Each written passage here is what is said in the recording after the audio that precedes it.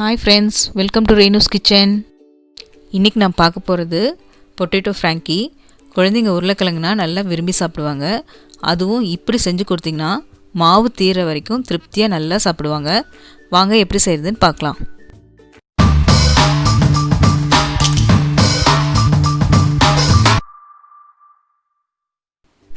First நம்ம மாவு பிசைஞ்சுக்கலாம். அதுக்கு 1 கப் கோதுமை மாவு, 1 கப் மைதா மாவு, 2 ஸ்பூன் எண்ணெய், ஒரு 1/4 ஸ்பூன் உப்பு, இதெல்லாம் ஃபஸ்ட்டு போட்டு நல்லா பிசறிக்கலாம். அப்புறம் கொஞ்சம் கொஞ்சமாக தண்ணி ஊற்றி நல்லா சப்பாத்தி பதத்துக்கு பிசைஞ்சுக்கலாம். இந்த மாதிரி மாவு நல்லா பிசைஞ்சுக்கோங்க. இல்லை நீங்கள் ஏற்கனவே போட்டு வச்சுருந்த சப்பாத்தி வீட்டில் இருந்துச்சுன்னா அதில் கூட ஃப்ராங்கி செய்யலாம். பாருங்கள், இந்த மாதிரி சப்பாத்தி பதத்துக்கு மாவு நல்லா பிசைஞ்சு எடுத்துக்கலாம்.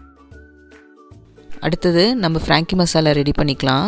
அதுக்கு 1/2 ஸ்பூன் கொத்தமல்லி தூள், 1/2 ஸ்பூன் வரமிளகாய் தூள், 1/4 spoon pepper, 1/2 spoon chaat masala தூள், 1/4 ஸ்பூன் கரம் மசாலா, 1/4 ஸ்பூன் ஜீரகத்தூள். இதெல்லாம் இப்போ நல்லா மிக்ஸ் பண்ணிக்கலாம். இந்த மெஷர்மெண்ட் கரெக்டாக எடுத்துக்கிட்டிங்கன்னா மசாலாவோட டேஸ்ட் ரொம்ப சூப்பராக இருக்கும். இப்போ நம்ம ஃப்ராங்கி மசாலா ரெடி. நான் ஒரு 3/4 கிலோ உருளைக்கிழங்கு எடுத்து வேக வச்சு எடுத்து வச்சுருக்கேன். இப்போ நம்ம அதை மசிச்சுக்கலாம். இந்த குவான்டிட்டி எடுத்துக்கிட்டிங்கன்னா இதில் ஒரு 7-8 ஃப்ராங்கி கிடைக்கும். இந்த ஃப்ராங்கி மும்பையில் ஃபேமஸான ஸ்ட்ரீட் ஃபுட். பாருங்கள், இந்த மாதிரி நல்லா மசிச்சு எடுத்துக்கலாம். அடுத்தது கடாயில் 2 ஸ்பூன் எண்ணெய் ஊற்றிக்கலாம். அதில் சின்ன சின்னதாக கட் பண்ண 1 ஸ்பூன் இஞ்சி, 1 ஸ்பூன் பூண்டு போட்டு நல்லா வணக்கிக்கலாம். ஃபஸ்ட்டு அது கொஞ்சம் வணங்கினதுக்கப்புறம் 3 பச்சை மிளகாய் சின்ன சின்னதாக கட் பண்ணி போட்டு அதையும் நல்லா வணக்கிக்கலாம். அது கொஞ்சம் வணங்கினதுக்கப்புறம் ஒரு பெரிய வெங்காயம் நீளமாக கட் பண்ணி அதையும் ஒரு நிமிஷம் நல்லா வணக்கிக்கலாம். அது கூட ஒரு 1/4 ஸ்பூன் மஞ்சள் தூள், உப்பு தேவையான அளவு அது போட்டு இன்னொருக்கா வணக்கிக்கலாம். வெங்காயம் ரொம்ப வணங்கணும்னு அவசியம் இல்லை. ஓரளவுக்கு வணங்கினதுக்கப்புறம் ஒரு 1/2 ஸ்பூன் வரமிளகாய் தூள் இதில் சேர்த்திக்கலாம். இதில் 1/2 ஸ்பூன் வரமிளகாய் தூள் சேர்த்துனா போதும். ஏன்னா ஏற்கனவே நம்ம ஃப்ராங்கி மசாலாவில் வரமிளகாய் தூளும் பெப்பரும் ஆட் பண்ணியிருக்கோம். இது கூட இப்போது 1 ஸ்பூன் டொமேட்டோ சாஸ் சேர்த்திக்கலாம். இது நல்ல ஃப்ளேவர் கொடுக்கும். இது நல்லா கிளறி விட்டதுக்கப்புறம் நம்ம மசிச்சு வச்சுருக்க உருளைக்கிழங்கு இதில் சேர்த்தி நல்லா கிளறி விட்டுக்கலாம். வெங்காயம் உருளைக்கிழங்கெல்லாம் நல்லா மிக்ஸ் ஆனதுக்கப்புறம் அது கூட நம்ம இப்போது 2 ஸ்பூன் நம்ம செஞ்சு வச்சுருக்க ஃப்ராங்கி மசாலா ஆட் பண்ணிக்கலாம். இதை நல்லா கிளறி விட்டுக்கலாம். பாருங்கள், பார்க்குறதுக்கே இப்போ எவ்வளோ சூப்பராக இருக்குது. இது நல்லா கிளறினதுக்கப்புறம் கொஞ்சம் கொத்தமல்லி இலை தூவி நம்ம இப்போ இதை எடுத்து ஓரமாக வச்சுக்கலாம். அடுத்தது நம்ம பிசைஞ்சு வச்சுருக்க மாவு வச்சு நம்ம சப்பாத்தி தேய்ச்சிக்கலாம். நம்ம யூஸ்வலாக சப்பாத்திக்கு தேய்க்கிறத விட இப்போ கொஞ்சம் மெலிசாவே தேய்ச்சிக்கலாம். அப்போ தான் இது சாப்பிட்றதுக்கு நல்லாயிருக்கும். அடுத்தது நம்ம தோசைக்கல்லில் சப்பாத்தி போட்டு எடுத்துக்கலாம். கொஞ்சமாக எண்ணெய் ஊற்றி திருப்பி போட்டு எடுங்க. ரொம்ப வேக விட்டுறாதீங்க, மொடன்னு ஆயிரும். நமக்கு சாஃப்டாக இருந்தால் தான் நம்ம ரோல் பண்ணுறதுக்கு ஈஸியாகவும் இருக்கும், சாப்பிட்றதுக்கும் நல்லாயிருக்கும். பாருங்கள், இந்த மாதிரி சப்பாத்தியை ரெடி பண்ணி எடுத்துக்கலாம்.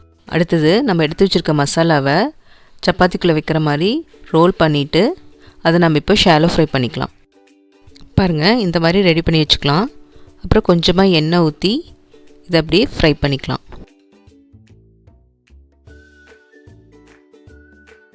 ஒரு பக்கம் இப்படி ப்ரௌன் ஆனோன்னே நம்ம திருப்பி போட்டுக்கலாம். இந்த மாதிரி 2 பக்கம் நல்லா ப்ரௌன் ஆனோன்னே நம்ம இதை எடுத்துடலாம்.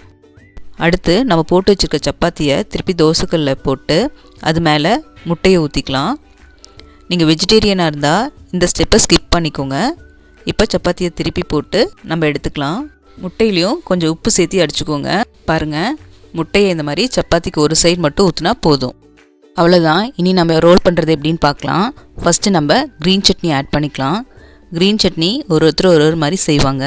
நான் எப்படி செஞ்சுருக்கேன்னா, புதினா, கொத்தமல்லி, இஞ்சி, பூண்டு, பச்சை மிளகாய், உப்பு போட்டு அரைச்சி வச்சுருக்கேன். இது நீங்கள் கொஞ்சம் நிறையாவே அரைச்சி வச்சுக்கலாம். வேறு ஏதாவது சாட்டுக்கு கூட நீங்கள் இது யூஸ் பண்ணிக்கலாம். இது மேலே நம்ம செஞ்சு வச்சுருக்க ரோலை வச்சுக்கலாம். அது மேலே கொஞ்சம் வெங்காயம் தூவிக்கலாம், முட்டைக்கோஸ் கொஞ்சம் தூவிக்கலாம். அப்புறம் நம்ம செஞ்சு வச்சுருக்க ஃப்ராங்கி மசாலாவையும் கொஞ்சம் தூவிக்கலாம். தூவிட்டு நல்லா டைட்டாக ரோல் பண்ணிக்கோங்க. பாருங்கள், நமக்கு இந்த மாதிரி பொட்டேட்டோ ஃப்ராங்கி ரோல் ரெடி ஆயிரும். பாருங்கள், ஃப்ராங்கியை இந்த மாதிரி பட்டர் பேப்பரில் இப்படி நல்லா மறுபடியும் டைட்டாக ரோல் பண்ணிக்கலாம். இப்போ பார்த்திங்கன்னா நம்ம கடையில் கிடைக்கிற மாதிரியே சூப்பரான பொட்டேட்டோ ஃப்ராங்கி கிடச்சிருச்சு. இந்த ரெசிபி ஃப்ராங்கி லவ்வர்ஸ் எல்லாத்துக்கும் பிடிச்சிருக்குன்னு நம்புகிறேன்.